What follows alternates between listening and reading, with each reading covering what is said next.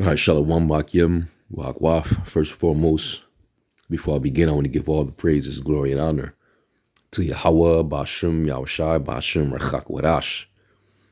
Double honors to the elder apostles and bishops of the great millstone that rule well. Peace, blessings, and salutations unto the hopeful elect tabernacle of David scattered abroad throughout the four corners of the earth. Now, originally, I was going to let this live stream, this video, that demon destruction mode, and the guy you see in the left corner is still wet behind the ears, but he think that he's an adult in the spirit. I was gonna let it roll off my shoulder because these other different groups that hate Great Millstone, this is the same old tactic that they always revert to, when the argument is lost. And I believe there's a saying, slander becomes the tool of the loser. So when they can't get you on a particular teaching, they have to resort to, character assassination or defamation. It's a very low ball tactic. But I noticed that he added, me and several other elders and apostles and brothers and, leaders' heads in a post because I guess he got hurt that certain videos was coming out getting on him. So he decided to go back and, I guess, make a post using this video, and he added us to it and said that we never responded to it. And I saw it and I laughed. I was like, yeah, this guy, he's definitely emotional. He's feeling a certain way, because dudes hate to be rebuked. Scriptures say when you reprove a scorner, he will hate you, But if you reprove a wise man, he will love you for it. But he's a demon. All right. We've known this guy since he came around. He's a very vain individual. He has no character. And it's interesting too, because, maybe just a couple of weeks ago, after his main man, Alazar, the guerrilla Hebrew, outed his ass publicly. He started waving a white flag and calling for peace. And he was even, calling for other camps, basically every camp. We all need to come together. He was, this is what he was saying just a few weeks ago. But then if he gets rebuked on something, then all that he was talking a couple of weeks ago just go right out of the window. So this man is also double-minded. So his character is for display. All right, you should, if you got discernment, you'll see that this dude's character is a very shitty character. All right. So anyway, so they're bringing up this whole grape doctrine, this whole situation. The IUIC do the exact same thing because, they're not going to deal with us head on when it comes to the scriptures. So I'm going to actually reply, and there's no need for me to harp on it because it'll be redundant because we done dealt with this topic 10,000 different times. All right. And we and the apostles and brothers been covering this, for over a decade. At this point, if you're not going to be mature, you're not going to be a man. All right. And accept what the scriptures say, then, maybe this thing really ain't for you. Maybe you really are perpetrating this whole entire time. You really are preaching Yahushai in pretense. All right. And we're not ashamed of the gospel. We're not ashamed of what's written in our law. And these are the same hypocrites that'll tell you to keep the whole law. And you got to have your fringes on when they see you. They'll judge you right on the spot. All right. But like it says in Proverbs 11, and was it 9? A hypocrite with his mouth destroyeth his neighbor. And that's what they try to do in this live stream. And we don't care if whatever you classify us as, if we're the worst Israelite camp, we do this and we do that. The Lord already said, woe unto you if men shall speak well of you. All right. So it is what it is. That comes with this. All right. You're going to have an evil report and you're going to have a good report. So let me play some of this because the elder apostle and a couple of elders, camp heads, and their responses. So I'm gonna do mine real quick. So let me play this real quick. You just grab her up, you grape her, and then you leave. That will, and according to their theology, that's all lawful. Everything I just said is lawful. You leave from eating your food sacrificed to idols. You get to the prostitute house. You see the 12-year-old. See, and he's being a hypocrite here because he's pointing out what we're teaching and as if it's actually against the scriptures or it's against the law. You eat meat. I'm pretty sure you still eat meat. A lot of this meat that's sold in the shambles, you don't know what they're doing with that meat. You don't know what God they're praying to before they manufacture and ship the meat out. All right.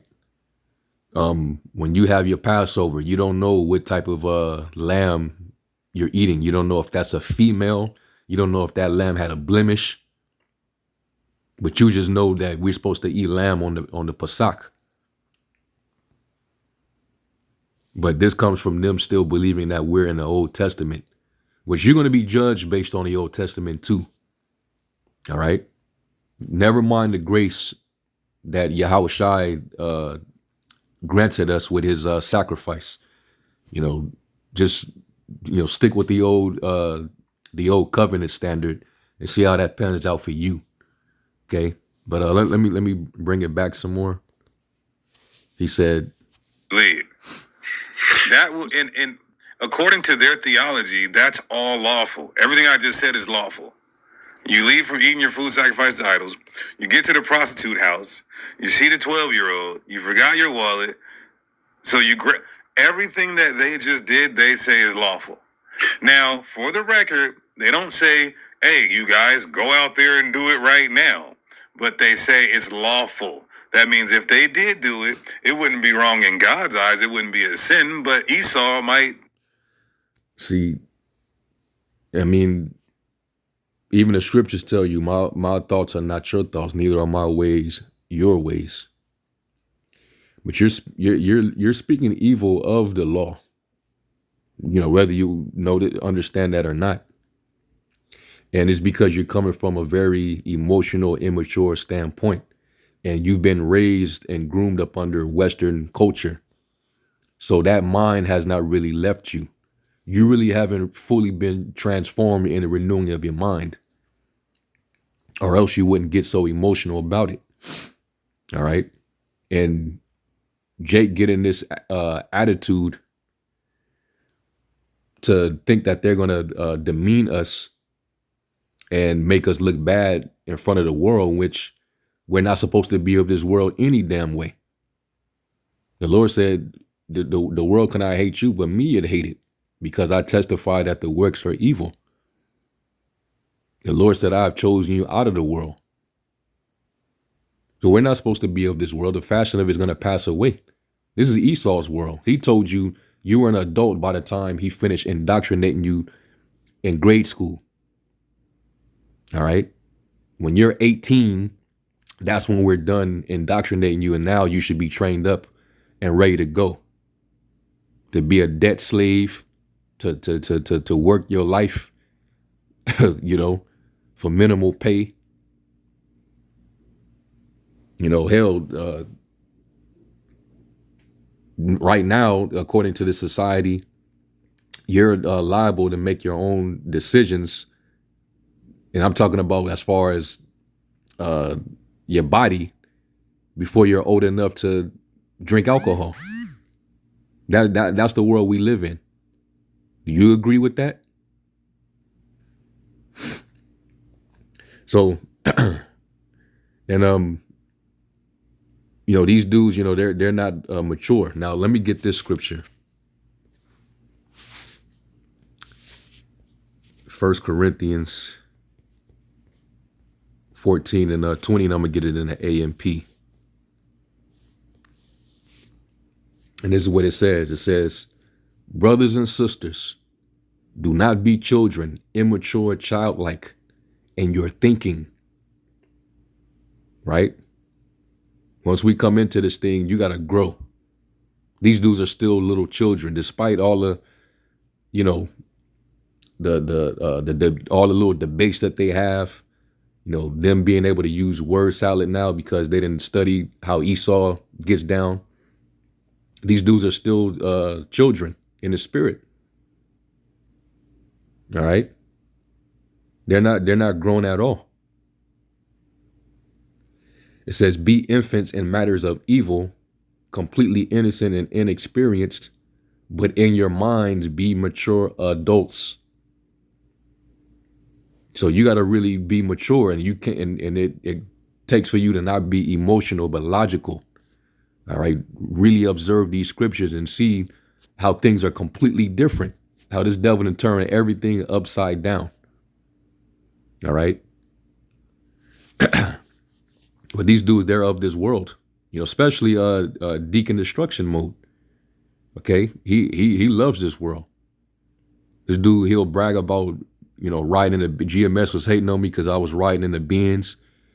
If this internet thing goes, hey, I got a nice big home I can go to. I'm hopping into something crazy when I get in my garage. Which the scriptures tell you not to love the world, neither the things that are in the world. For the things in the world, the lust of the flesh, the lust of the eyes, and the pride of life. It's not of the Father, but it's of the world. So he tells you that he's of this world. So his mindset is of this world. So he's going to speak from the world's view. What's that? First John 4.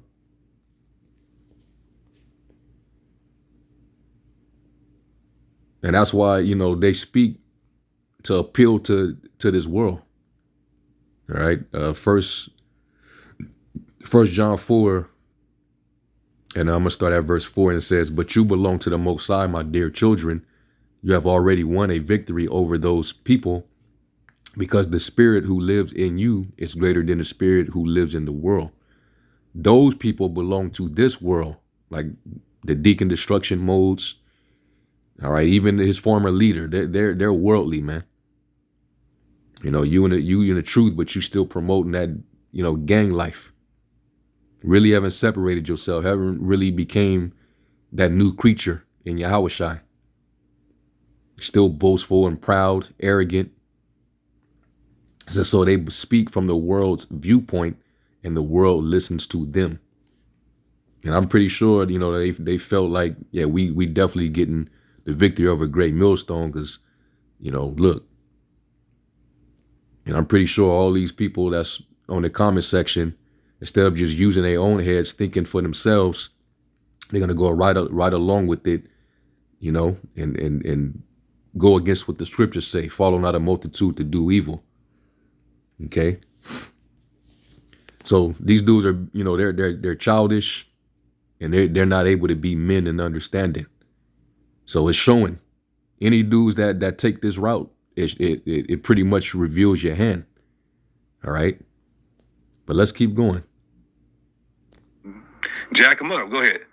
Yeah, and or if you did it and this was the same guys who had that Passover a few years ago, got rebuked for it, and had and then turned around and had an issue with it. You having a Pasak at a strip club with bottle girl service wearing fishnets. Yeah, they repented of it, but there's the same dudes, you know what I'm saying, that's trying to throw shade our way. And remembering these dudes got a especially demon. All right, he's no longer deacon, so he's demon. All right, they have a long laundry list of things that they've done throughout the years. And they think that, they're still in good graces because nothing ain't happened. No, the Lord lets he lets the wicked prosper and succeed in their ways until that final moment. When it's time for you to get judged. Dude, proud as hell. You see the proud look on his face. The Lord hates a proud look. Anyway, let's keep going. Got away with it, they would just, keep it under the rug. I don't normally say this, but I want to, for brothers that are in Great Millstone that do not agree with this, that know it's wrong, because I know that probably, hopefully, not even probably, just hopefully, because I don't know. Well, I'm gonna tell you this. This is what the scriptures say.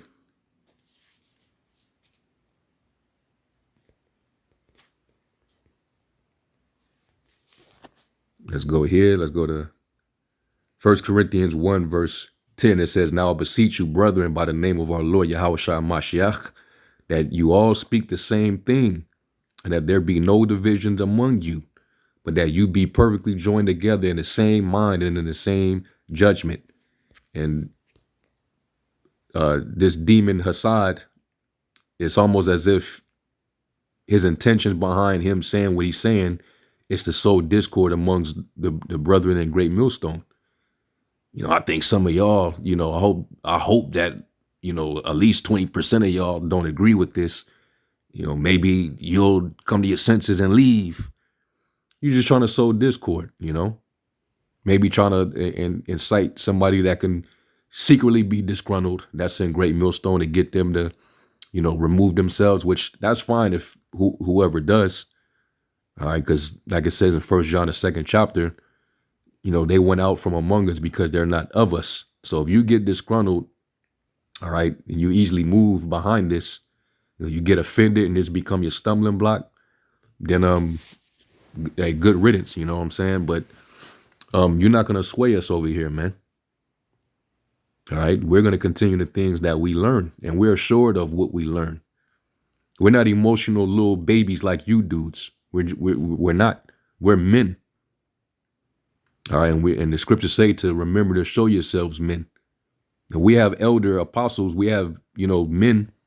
All right, who actually brought us up from and I mean we're still growing. We're still growing. But in order for you to be raised up properly, you got to have men. You have to have elders and teachers. You came up under this guy Alazar, who was a baby himself when he went out on his own.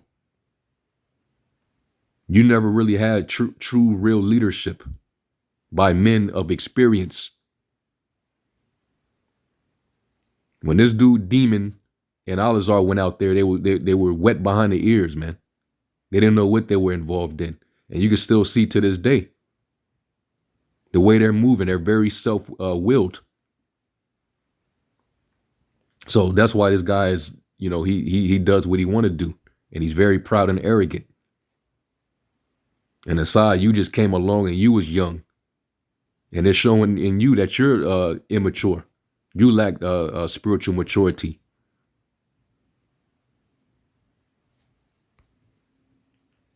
Let me get this in Galatians real quick. Let me go back to the Amplified Bible. I want to get this in Galatians 4 and 3. And it says, "So also we, whether Jews or Gentiles, when we were children, spiritually immature, were kept like slaves under the elementary man-made religious or philosophical teachings of the world." And in this context, yeah, he's talking about when we were under the rudiments of the world, under the law. All right. The Jews, the circumcision, they created traditions and stuff, around the law, and they basically considered those traditions as law, which we were, broken away from that particular bondage through Yahushai. Okay. But in this world, before we came into the truth, we were slaves under Esau's teachings. His philosophy, his theology. His so-called morale, his moral compass.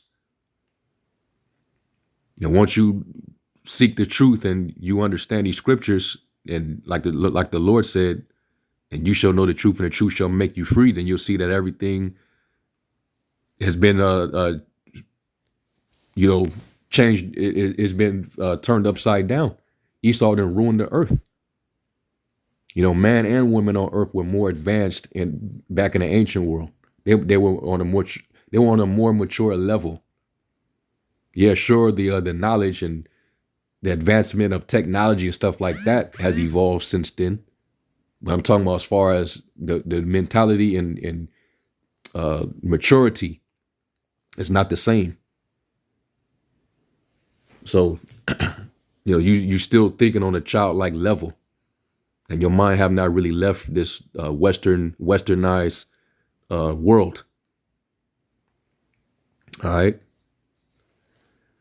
So these dudes they did this to get, brownie points, with Jake out there that don't know what the hell is going on. All right. So y'all can't help yourselves. But we're going to set the record straight. There's at least a quarter of the brothers, whatever the number is, of brothers that say that this is reprehensible. I guess that's the only word that comes to mind to describe the forcing a little girl, raping a child. There are fathers in Great Millstone. How would you feel if somebody applied this and then did it with your daughter? See, and he said that just to get up under people's emotions, to rile your emotions up. Sisters, how would you feel if you was this and that? And, this brother, he might come behind you and do this and do that. Speculating what a brother would do, as if brothers. See, the emotions that are flaring within you is causing you to sin with your lips, Hassad. Because, this type of speaking, this type of talking, man, you must want us buried. You must want us thrown in prison. The scriptures say, I believe it's in Proverbs, was it 28, 26? It says, let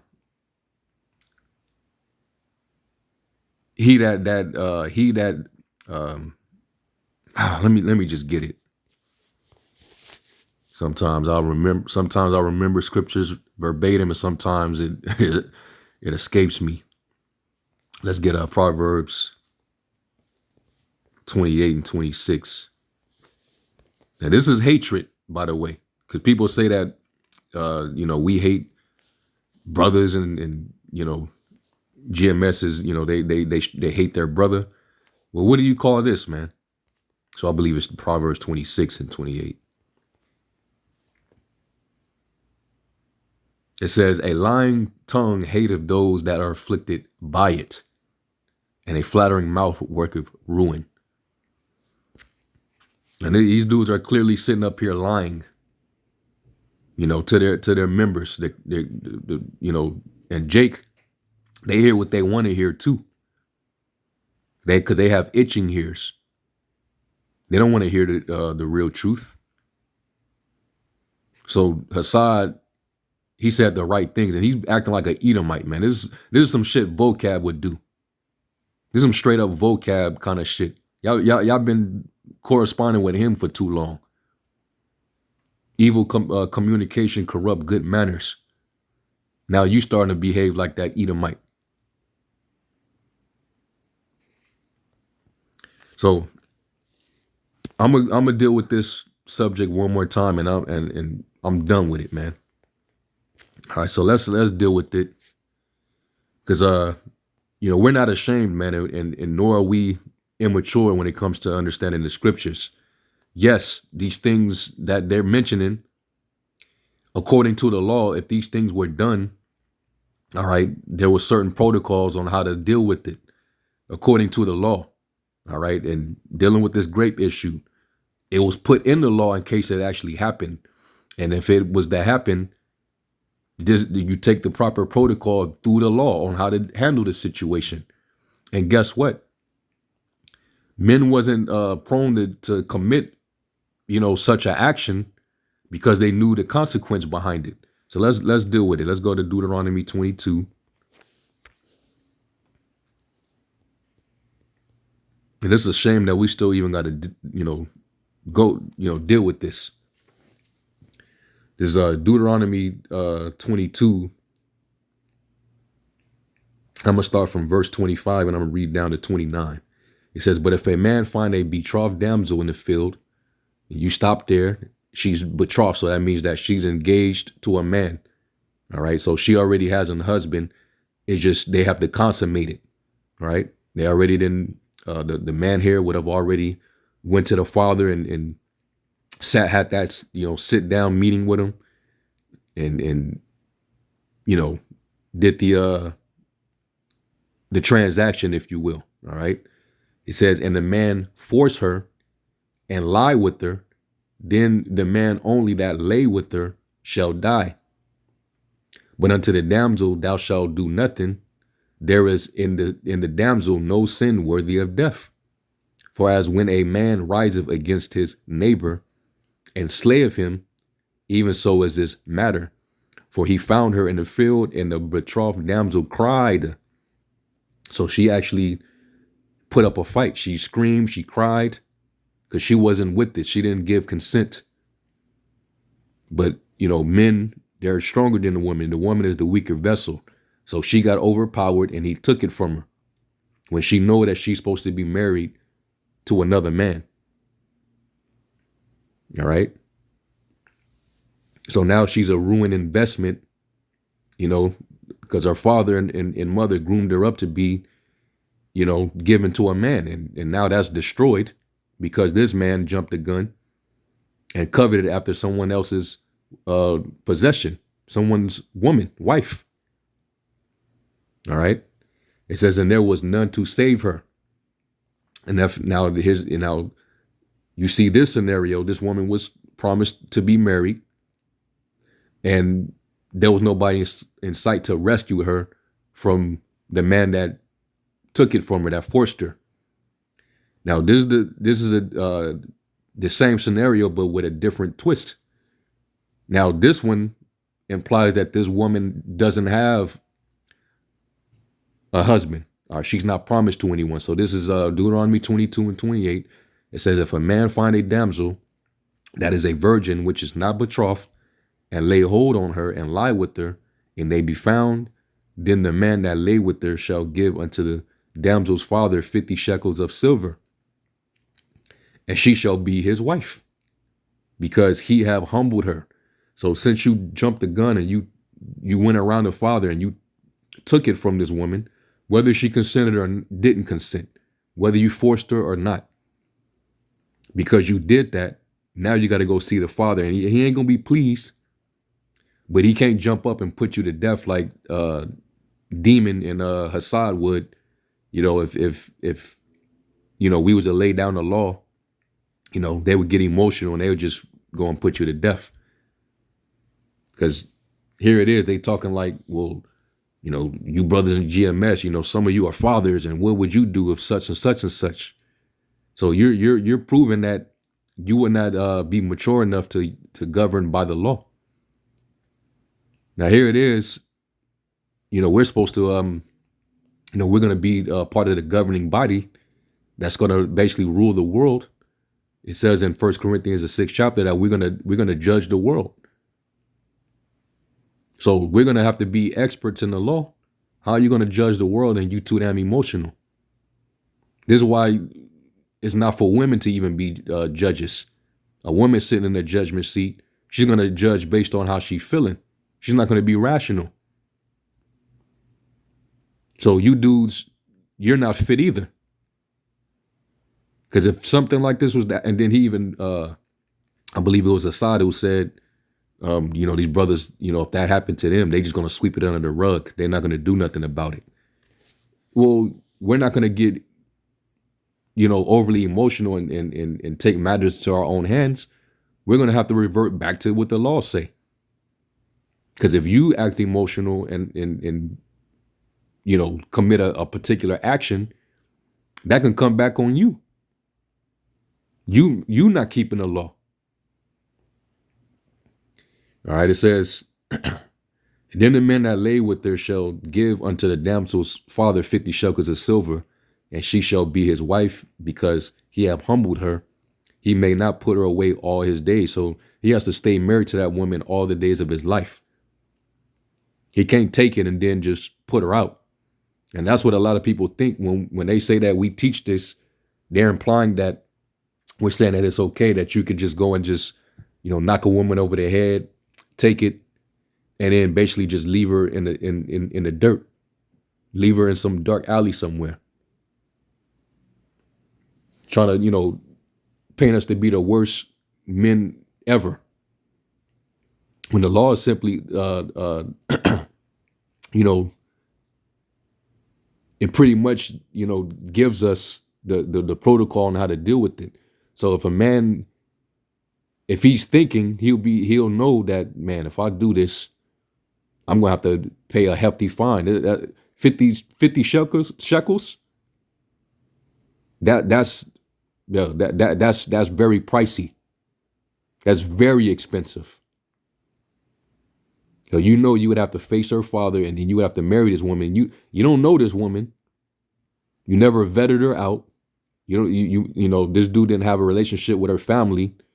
So you don't know this woman's personality. You don't know what skill set she has. Because it's also in the law where it talks about if a man have get him another woman, and you have one woman that you hate, you don't find any favor in your eyes, you can't put that woman away either. To bring, a stain upon the name of that woman's family, you have to pay a fine on that too. So if you went out and just took a woman, you better know what you're doing. But like we always maintain, we're not we're not in the kingdom. Okay, we're not sovereign, so we will not be able to keep these laws. Esau would just punish you and put you right up under the jail. Okay, but that doesn't insinuate that this is what we're out there doing, or this is what we're grooming brothers to do. We're simply saying that this is in the law. And in the kingdom, because they try to play that clip of the apostles when they were speaking with Bro Polite, the same dude who's in prison right now for doing what they were trying to say we do. This nigga get caught up, and now he's in the system. So he was being a hypocrite. But they always clip, when Apostle Tahar talk about how, when we in the, well, they don't even bring out the part when he says when we get into the kingdom. They basically just cut it from the part where he says, we're going to get them young. All right. Back in the ancient world, we matured around puberty. And matter of fact, there's a clip where I saw, what's the name of that podcast with Mason Cameron? I forget the name of their podcast, but they had Mike Tyson on their podcast.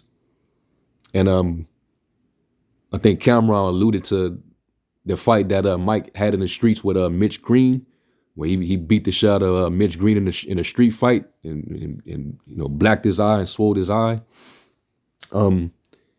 He said that, man, I was a baby when that happened. And he was asking how old he was. He said, I think I might have been like 12 or something like that. And Mike Tyson was like, oh, yeah, you was a man. At 12, you're a man when you at 12. And I was like, damn. So even Mike understands. And that's dealing with our biology, all right? Physically, when you reach puberty, you're able to reproduce. It's called sexual maturity. Women, when they reach puberty, they start to get their flower, their menstrual. That's a sign that their body is able to start reproducing. It doesn't automatically always mean that their mind, their mental is ready for it. But it depends on how you were raised.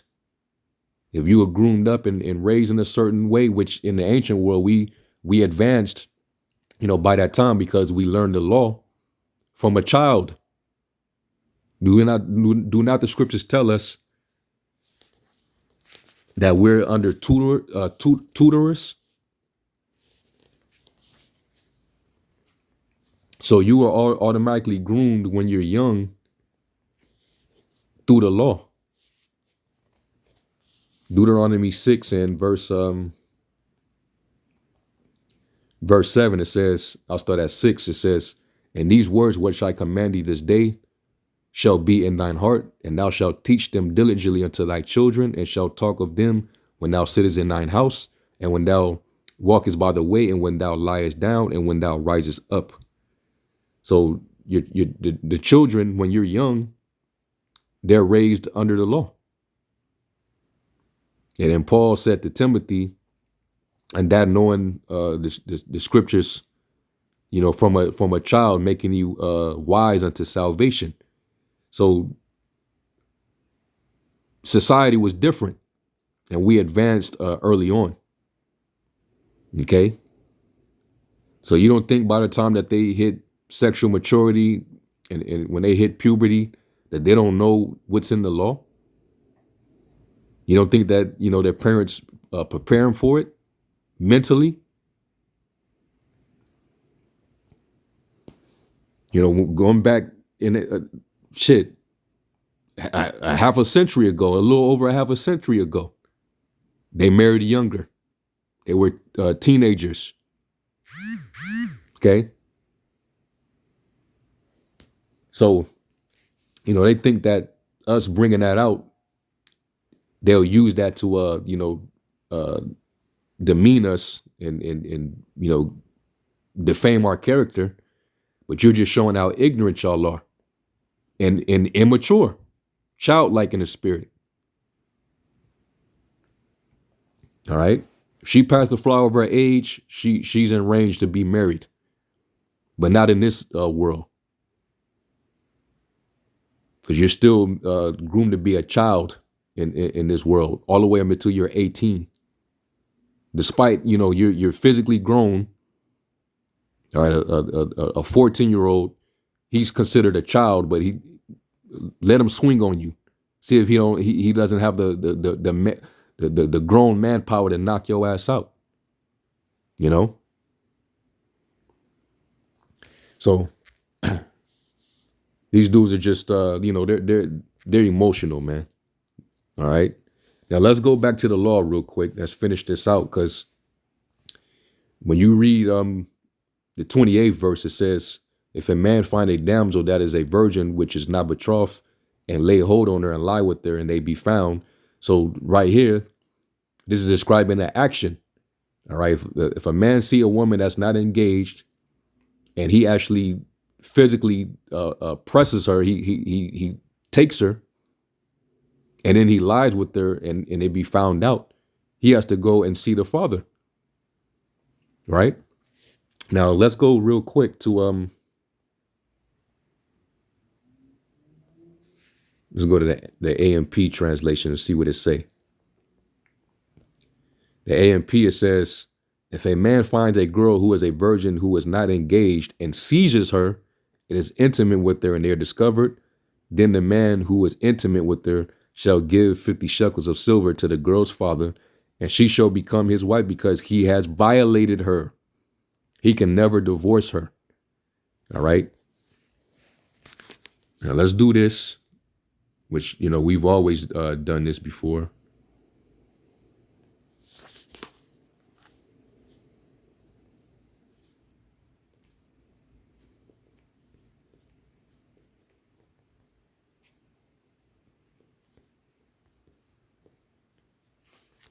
And what does it say? This is in the Latin. The Latin word reperere means to steal or carry off. It is a verb that can also mean to seize to snatch, or to grab. All right. So, and this is where the word grape comes from. This is the etymology. It goes back to the Latin repere. Repere, okay? So this is what the law is basically telling you on how to handle grape. I don't know how many times we got to keep going over this, man. Deuteronomy 22 and 28 in the Christian Standard Bible. If a man encounters a young woman, a virgin who is not engaged, takes hold of her and grapes her, and they are discovered, the man who graped her is to give the young woman's father 50 silver shekels, and she will become his wife because he violated her. He cannot divorce her as long as he lives.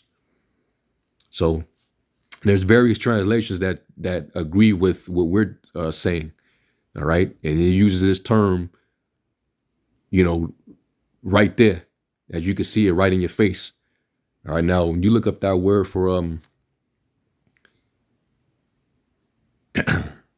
where it says he have violated her, the word is aina in the Hebrew. You go down here to the Hebrew Chaldee lexicon, and it says comprissit feminine, which means basically to press woman or press female, generally by force. Genesis 34 and 2, Deuteronomy 22, 24, 29, Judges 19, 24. Giving you the context of what it actually means when it says he have humbled her or he violated her. All right, and this the same word usage or the same exact Hebrew word is used in the account when Amnon actually took Tamar.